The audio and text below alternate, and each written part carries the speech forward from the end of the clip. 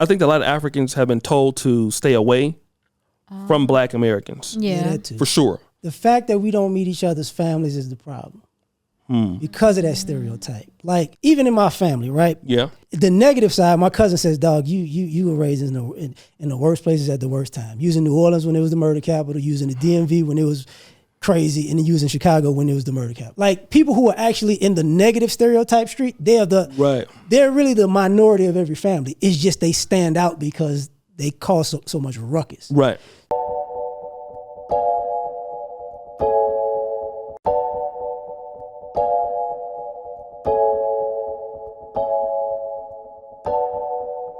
Hi guys, welcome to Kenganda. My name is Janita Maya. This is the Repart podcast. We have a special guest in studio today. He'll tell you who he is. LAR movement, living in Houston, from New Orleans and Chicago. West side is the best side. Well, you're welcome. That was direct. And guys, it's been like 8 years coming. My favorite YouTuber. Okay, we had the first original podcast. Remember the Brother Pill podcast? So he's finally here in person. We're going to definitely do something for y'all. But O'Shea Duke Jackson, Sacramento, California. Let's get into it. Okay. I should take this one. So me and Brother LAR are both African American. So we met on YouTube as content creators. And, it's his first trip to Africa, right? Yes. First trip to Africa. But you live in one of the most African dominated cities in America. Outside, I don't know, maybe New York, D.C., I think it's more in Houston. Especially Nigerians, right? Yeah. How long you been living in Houston? 23 years. 23 years. Yeah. How'd you get to Houston? Graduated high school in Chicago, went to Southern in Baton Rouge. Okay. Went there for 2 years, transferred to Texas Southern. Yes. And I got there in 2000. I've been there ever since. Okay. Now, in 2000, because again, a lot of Africans been coming to Houston for a while. What was the temperature like with Africans coming in? When did you start noticing that they were there in the city of Houston? First day on the campus. Whoa, even at TSU? Yeah. Like, so you get on the campus and you're looking, and this is what happened. There was some fine chicks walking. Okay. And I was like, okay, so who are they? Okay. And then they started talking. I was like, they're not from here. Okay. So that was my first experience. And then I had friends from Nigeria, Ethiopia. Okay. And I want to say Morocco or Senegal. I forgot where she was from. Okay. But that's the whole experience. Like, that was my first, and it was cool. And I had a homeboy, Victor, from Nigeria. Okay. So I was like his wingman at the club. So. Okay. So now let me just say this, because I know at a certain point when I was like in the 90s, I had a friend, shout out to their brother, his name was Richard Chinakwe, he's from Nigeria. But when I was in search for who knows him too, we both went to Christian Brothers at the time. Okay. But he grew up like us, like an American kid. Mm-hmm. But we just knew that his last name was different and things like that. It wasn't until I got to Howard University that I witnessed that, okay, folks from Trinidad, Tobago was over there, and Nigerians over there. But I noticed that even the guys who came from their certain parts, like you have the Brooklyn dudes, you know what I'm saying? The Brooklyns, then by Borough, Bed-Stuy, Canarsie, then you had the DC, PG dudes. DMV. Then, you had Philly. Philly was deep on the campus. Then there was the West Coast that was deep. But we was all together. Yes. But the dudes from like Nigeria are the dudes, unless they grew up like us. We didn't really deal with them a lot. Was that the culture at Texas Southern at the time? It was one of those things where you saw more girls than guys. Oh. So say the guys, whatever programs they were in, you didn't really see them. Mm-hmm. You saw the women out more than the guys at the time. So like my homeboy Vic Ekpo, I met him maybe a year before I graduated. Mm-hmm. So he was besides that, only person that wasn't African American, that was a Jamaican guy. We called him Kingston in Baton Rouge. Okay. He had to leave the campus because he had 3 kids in one semester, so he went back home. You went back to Jamaica? Yes. But other than that, I didn't see the guys until I was an adult. Okay. Like I was out of college. Okay. How was the interaction with the young woman at the campus? It was cool, but that's when I found out that you can't, like, we can hang out, but my family ain't gonna accept us hanging out. Let's talk about that because we're gonna get into that deep. I'm glad you brought that up. We've been talking about that for years, me and you. But explain that. So this particular girl, she was real cool. I forget what she was. We had the same classes or whatever. And one day she was dating a guy that was a doctor, and I want to say he was Nigerian too. And I was like, so why y'all, is it serious? She's like, kinda. I was like, so when you gonna meet your family? She said, we can't, because they was in different tribes. So then I was like, yo, so y'all don't get along? She said, no, you gotta have if I'm in this tribe, he gotta be in this tribe. And I was like, so when it comes to us, no. And I was like, oh, okay. Us as African Americans. Yeah. So that was my first interaction, knowing that, okay, we could be cool, but not in front of the family cool. And then I got a good homegirl of mine. She has a bunch of female friends. So we used to always do like holidays, potlucks or whatever like that. And she had this one homegirl. She was fine. She had a couple of them that was fine, but she was with a boyfriend who was Nigerian. And I thought they was going to get married. About a year, 2 years later, it's like, what happened to such and such? Like, we not in the same tribe. I was like, but y'all in Houston. Like, it don't matter. His family said no. And that's when I was like, oh, it's real, it's serious, because it's years later. Okay. And if I'm not mistaken, like at a certain age of doing this, they basically tell the girls, like, I was 30, 35 or whatever it is. Right. Like, look, since you couldn't find somebody in the group, then you can go. I saw that. Okay, so now, since you're on your way out, that is a great point. No, that is a strong point. Let me ask you this, because for us as African American, and there's this whole idea about like Pan-Africanism and things like that. And when we're trying, Houston is a city with a lot of talented blacks all over, especially in the healthcare field, things like that. Yeah. What is the temperature between people? Like, let's say, for example, if you can't intermarry, and I know there are some people that's gonna come in. Some communities are a little bit different. They're like Liberians, just a little bit more open to marrying African Americans. You never see it from like Ethiopians, for the most part. Nah, I ain't seen that. Almost never. So, like, the question that I want to get at is, do you think that causes some tension and animosity between like our communities and maybe some of their communities, because that door isn't like so open in America? I think it has points. Like when I was younger, I understood it was an issue. Like I had a good friend of mine now. Like if you go out, because we're all in the same city, but all segregated or separated. So you don't actually have to hang out with somebody outside of your culture. You gotta make your way to do it. Okay. Like even in American culture, like since I was born in New Orleans, I could go to all New Orleans spots in Houston if I want to. Yes. But since I grew up in Chicago, I can go to Chicago spots too now. Okay. So depending on which side of town you're going on or which spot, you don't have to. My friends, some of them like going to Nigerian spots. Some of them like going to the restaurants and Ethiopian restaurants. But they'll tell you when they go, they get in that eye. Like, what are you doing here? Okay. So it's one of those things. Okay. Is it something that's still happening in this day and age, just to confirm? Yeah. It's not as aggressive. Yeah. It's just, when you walk somewhere and somebody can show you that you're not necessarily welcome or they're just watching you, that's what it is. So, like, kind of like when I came here, I was in the airport and people were looking at me like, what the are you doing here? Really? Like, yeah. Yeah. So it's that. Like, what are you doing? Do you think it just That's because weird, because you look Ugandan. I ain't think that. Maybe they're just looking at you like, because people stare here a lot. Yeah, they do. They stare. Yeah, they stare. Okay. It's a thing. I think most Americans are not used to it, and then you think someone stares because they want to have an issue with you. Yeah. That's it. Someone can just look at your outfit. Yeah, like, you stare too long in America, it's like... Yeah. You be ready to fight. Like, what we doing here? Here it's different. Because when I look at you, I think you fit right in. I didn't think that. You didn't think that? I didn't think that. Yeah, I would think the same thing she's saying. After looking at them... And then seeing him. Yeah, he would be able to... Even me. You could easily be misidentified as somebody from here. I'll tell you. Easily. Like, I got misidentified for being Indian... In Uganda? In Houston. Hey, Indian. in Houston. Ethiopian. Ethiopian. Okay, I can see that. Yeah, I can see it. So, But the Indian, and some Somalis. like from the time to time. Cleveland Indians. No, Indian. David Justice, little cousin. Like Punjabi, like India. Oh no, I mean that's. I was in the grocery store. Dude just started blurting out. I was like, I said, what? I was like, what? I was like, whoa, time out. You kind of do look like them See? when you say it now. After a few shots of Bailey's. You know what?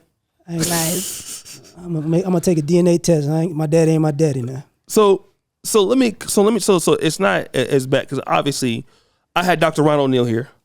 You're familiar with him and Dr. Chieson Johnson and most of these PhD professors in academia study African studies, and these were guys who were very big advocates of Pan-Africanism. True.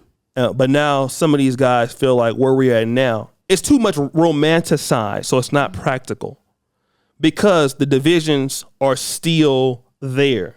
Like it's too hard to really, like you're talking about, Ethiopian groups or Nigerian groups in America. Now I found out here in Africa, in Uganda, I don't really have no problem integrating into the places I want to integrate into. I mean, it's some patience, but I don't feel like somebody is misidentifying me. You know what I mean? But if I was to go to Ugandan American community, I could feel maybe that way. I could feel that tension probably. So because of that, do you think that Pan-Africanism probably can't work as a construct because we're still having those divisions and those delineations between our groups? I learned a different lesson when I get here. Mm-hmm.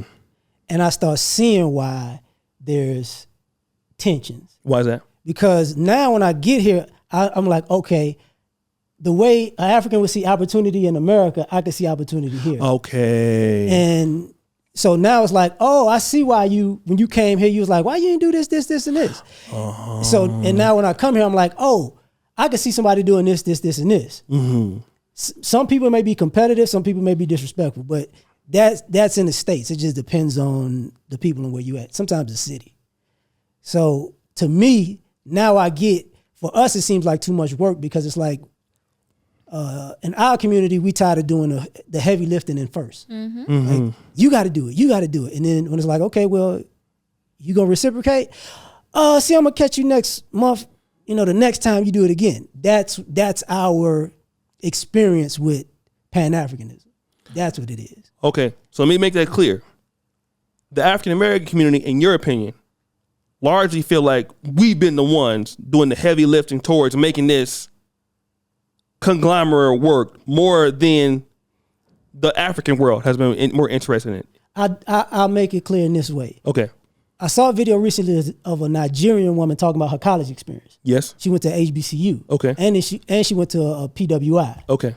So she said, at the white institution, they wouldn't help her. Okay. But at the HBCU, she got all the help she needed. Mm-hmm. So what happens is, if you go to HBCUs and you know stuff like that, you get rubbed the wrong way after that. Because like, yo, we was here doing this, and this. Mm-hmm. And now all of a sudden you don't know me. So I think, so that's a college experience, but that ain't necessarily, but the family experience that ain't in college is different from this, that, and the third. Mm-hmm. Because sometimes, and I say this, some of the people are cool as a mug. Yeah, absolutely. Cool as a mug. And sometimes it's the family that causes the rift because they want to keep the tradition. Yes. And this the part that's not disrespectful, but we understand it. In America, you can lose your tradition. Yes. So. Like how we lost ours. Now so people don't want to do it. I got coworkers that are Spanish. The kids don't speak Spanish. Got coworkers that are, Italian. The kids don't speak Italian. Mm-hmm. All the customs that people once had, the ones that are Indian, it's going away. It just goes away. So they want to protect it, but sometimes it comes at the price of disrespecting people for no reason. Can you go more into that disrespecting people for no reason? Like we all think of people like stereotypes. Mm-hmm.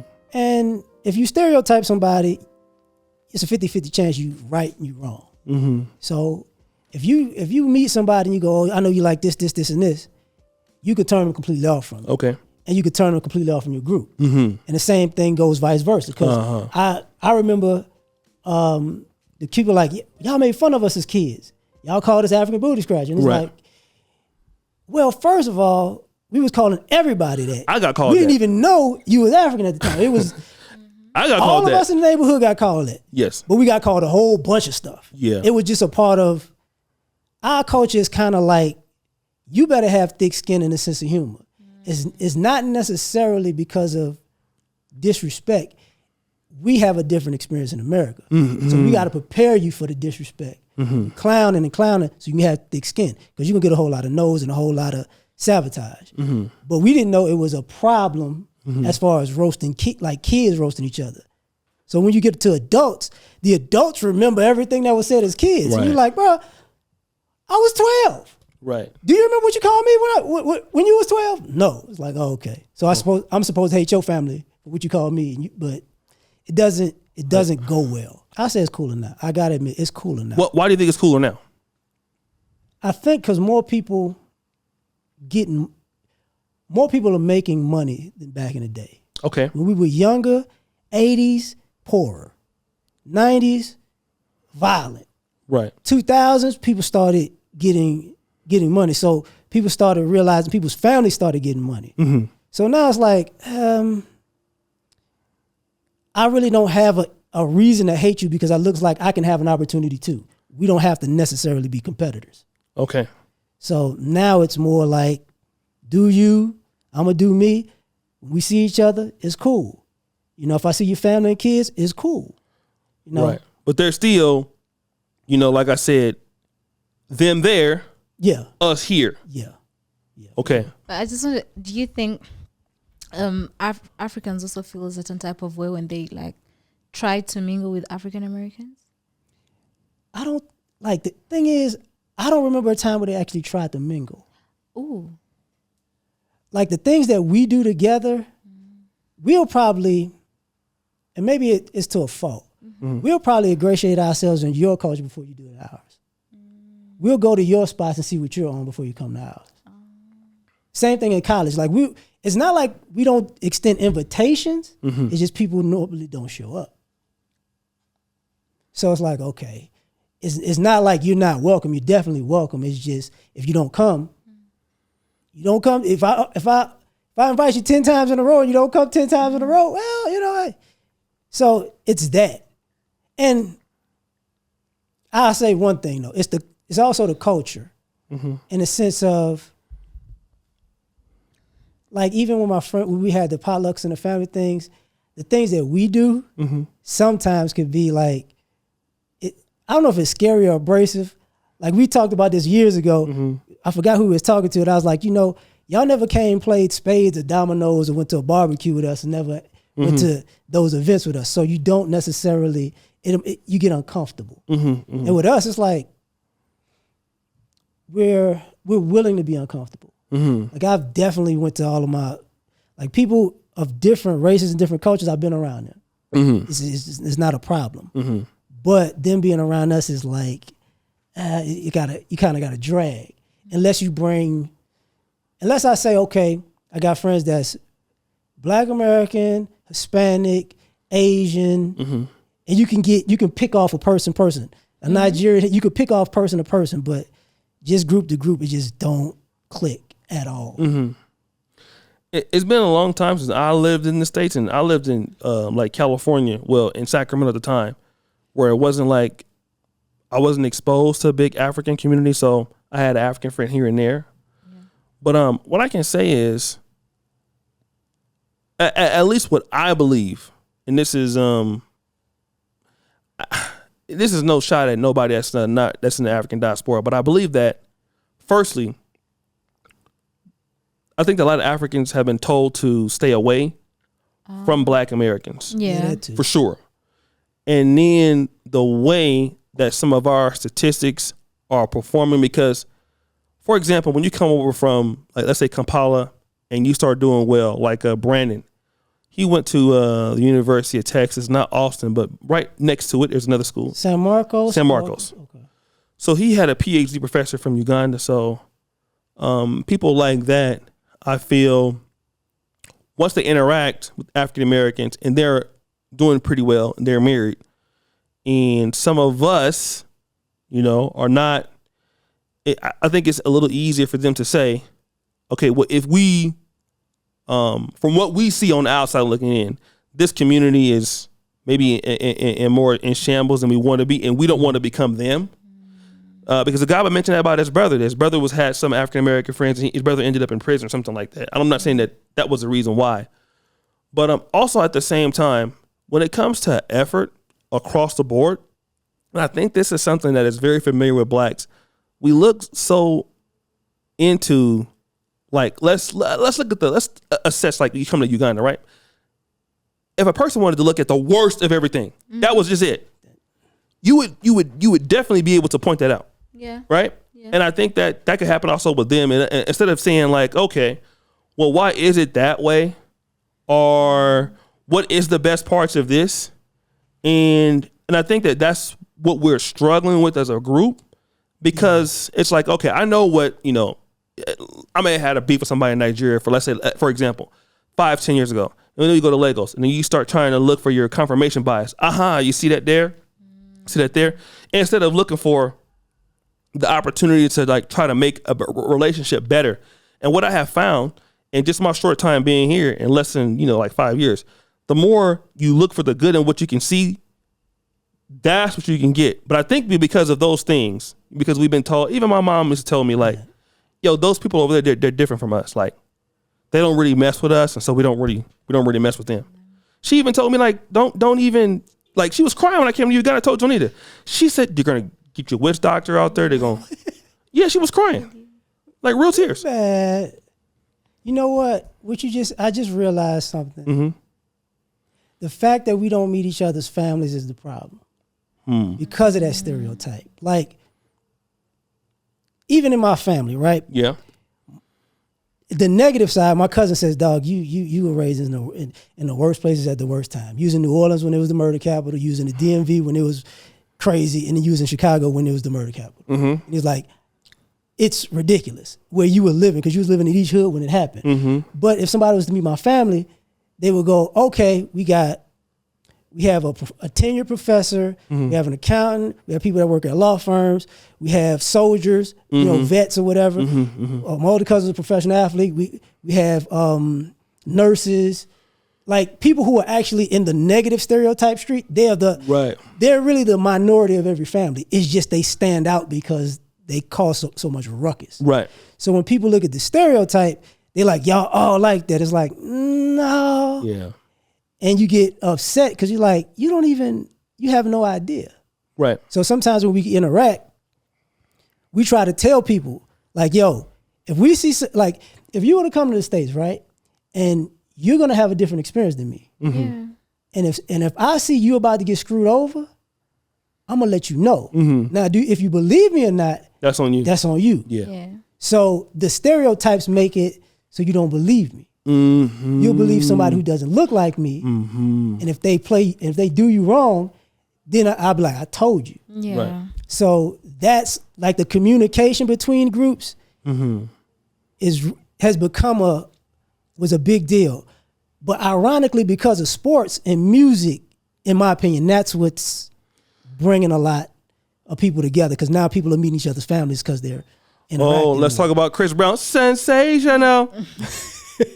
Like songs like that. Yeah, with Davido and is it Lola J or something. Like Afrobeats. Would you dance to it? I can't dance, I'm sorry. Okay.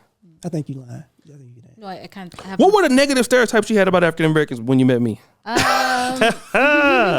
time music.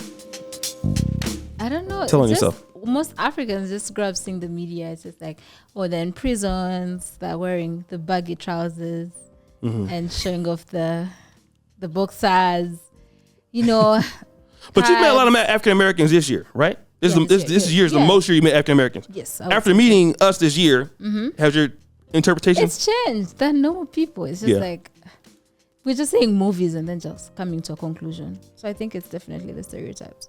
There's a movie. He know what I'm talking. Do the Right Thing. Yes. Spike Lee joint. It's set in the 80s.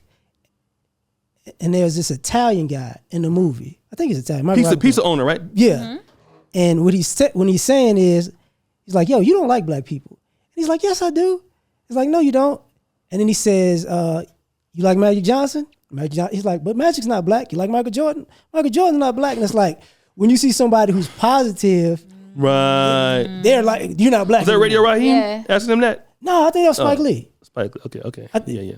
So that's what sometimes happens to us. It's like, so you mean you don't see this person, this, like Denzel Washington is black, but he ain't black to people. Mm-hmm. You know, he doesn't fit the stereotype. You get the exception. Right? So like TD Jakes is black, but it's like, no, he's not like them. It's like, right. No, Good, great point. yeah, they're actually the norm. Like the people you see, like the rappers. Mm-hmm. No, everyone is a rapper. He knows this. Like, Yeah. people are emulating people that they would never be. Yes.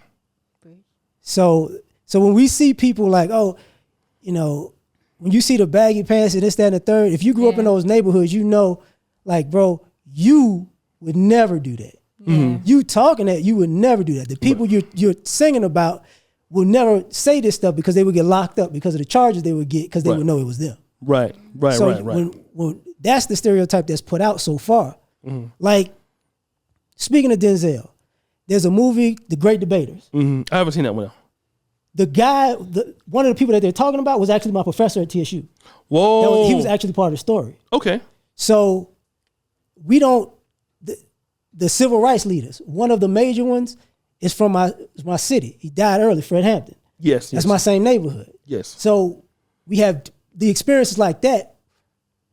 We don't connect because people don't think like, yo, you actually know this, that, and you knew of this, that, you know this person, you've seen this person from this stage to this stage. It's like, yes, we're all not successful, but our community, even though it's, like you said, in shambles, it's interconnected. Yeah. And just like the music and Afrobeats, they were doing drill music in Chicago. I got friends that was actually doing Afrobeats, doing videos and everything. So African Americans? yes. Wow. And they doing it now. What? It was like, I don't want to do drill. I'm going to do this. Really? They like it more than... Yo, I like Afrobeats. I don't know what they're saying, but I was in Lagos with Rachel at the hotel at the bar. Yeah, I don't know what they were saying. they like to use the language. What is it? Pig? What is it called? No, it's not pig. It's Yoruba Oh, or some other language. Sometimes they mix. It's like English, Pidgin, and then Pidgin, Yoruba or something.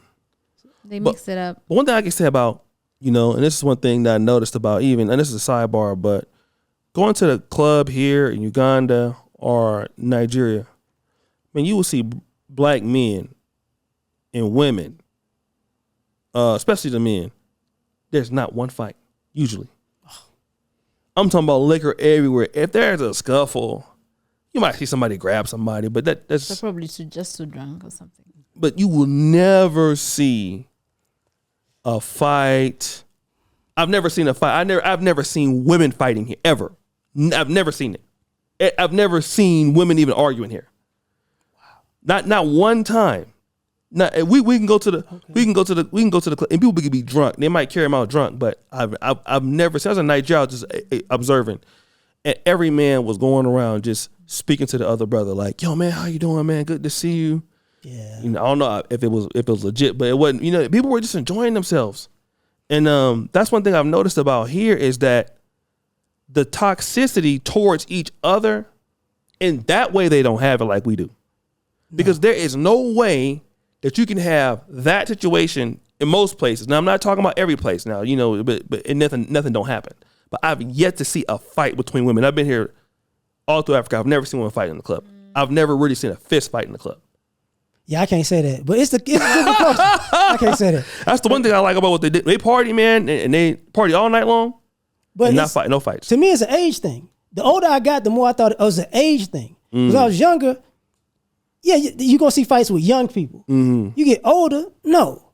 Like, New Orleans has a second line culture. You're not really going to see no fights in no second line because it's like everybody that's from kids to grandparents. Everybody's dancing in the street. Chicago, it's a whole culture where young people at, and it's a whole culture where older people at. Yeah. So if you might get in trouble with 20-something-year-olds, but if you go out to the steppers, they 30 and 40 and 50, they're not doing it. Right. Completely dressed different. And truth be told, a lot of that stuff is gangbanging. A lot, like, people who are in different gangs going to parties when they're young have no business at the same parties. And I know this for a fact because my best friend almost got me shot in Chicago. Oh my God. So it's that. Man, I don't even want to go out with Negroes my age. Not in Cali. No. We don't go out no more. No, I don't. Don't get it twisted that we don't have love for y'all. Don't get it twisted that we don't have love for y'all, because what it is just because we're separate, we watch everything. So we're not hating on people's successes. We're not hating on people's culture. We watch everything. There's a reason why, like, we slowly, let's just say Jamaican culture. The food was the first thing, then hanging out with people was the thing, and then the music was the thing, and then we're cool. We're not always together, but we're cool. So it's the same thing with Africans. Like, it's the same thing with, like, black, like, other blacks in certain parts of the Caribbean. It's like, yo, like, yeah. But would you say we're closer to Caribbeans than Africans? Closer to certain Caribbeans. I would, like, who? So, like, we're closer to Jamaicans for sure. Oh yeah, like this might as well be us in many cases. We're, like, maybe Jamaicans, Trini. Oh yeah, like nigga, yeah, they might as well be in the same car as African Americans, because we all let everybody's stuff. Interchangeable. Yeah. Some Haitians also. Yeah. Some of them. Yeah. Cause well, I've never really heard. I mean, we have a little issue, but Jamaicans, Caribbeans, African Americans from normally even the ones that don't speak Spanish. Oh yeah, the Dominicans. Like, yeah, absolutely not. That's where it gets a little tricky. But do you know there was African Americans that when Haile Selassie was the king, it was so many African Americans that became Rastafarians. It wasn't just Jamaicans. Yeah. And they moved to Ethiopia. Wow. You had African Americans wanting to fight for Ethiopia. One dude was a doctor, and he was like, "I want to fight for the king of Ethiopia." And it's a lot of African American. Pharaoh said that was one of them from Chicago.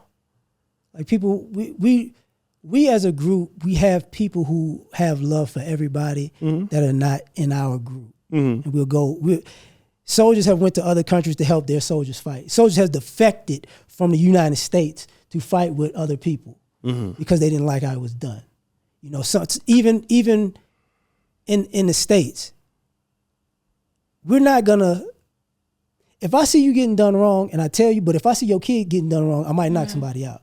Oh, okay. See what I'm saying? Yeah. So you're an adult. You. I'm telling you, but if your kid get done, it's like, okay, I'm gonna step on that person. Now, we might not be cool after that, but that's we got love for you. We want to make sure you're straight. It's not like a beef, but we see how it's tricky at times. Last question. I mean, since you made your first trip to Africa and I were to think of coming, what do you think that we can do to start trying to work together more as a community, a larger community? It's difficult. I think we need to see each other more, for one, and be comfortable with showing each other certain things about each other. You know, and I learned that in America, because just like Africa is different. It's like 54 countries. Is it? Yeah, 54, 50. It's different cultures. 54. Are you sure? Yeah, don't Google now, because I'm gonna tell the African Union. It's the same. It's the same thing with us. Like, I learned that in the States, because New Orleans culture is different from Chicago culture, and it's different from West Coast DC culture. Yeah, it's different from the West Coast, and I have family in Compton. Yeah, well, West Coast, even Oakland is different from LA. Exactly. 54. 54. Give a round of applause. I read twice. I was just lucky. Okay. All right. Okay, where can the people find you if they want to reach out to you? At your mama's house. I was gonna be like, No, not literally. That's just how we say it. It's just joking. oh, okay. No, You thought really? just LAR movement on YouTube. Like him, don't contact me. Don't contact me. Okay, just check out his YouTube page. Yeah. Guys, y'all know we're gonna try to shoot some episodes before he leaves. Yeah. You know, of I don't know what season we on now. We only do like one episode a year. My fault, but I thank the brother for coming and checking us out. Yeah. We're gonna tell the story how he showed up though on the podcast though. So I'm gonna expose all that. So thanks for watching, guys. It was a very interesting podcast. What do you think? It was very interesting. There's some things that he said that I actually didn't know about. So he's a very intelligent guy. He's the only person smarter than me that you've ever met. He's lying. Definitely lying. But yeah, thank you so much for. Brother, welcome. Look at the chef. The chef over there hating. He over there, man. Welcome to Uganda anyway. Guys, you can send us an email at teamkenganda@gmail.com and follow us on all our social media pages at Kenganda Nation. We also have an event. I think this will be out a bit later. But Y'all should we have hope came. to see you there. If you do come through, make sure you say hi. We'll see you guys next time.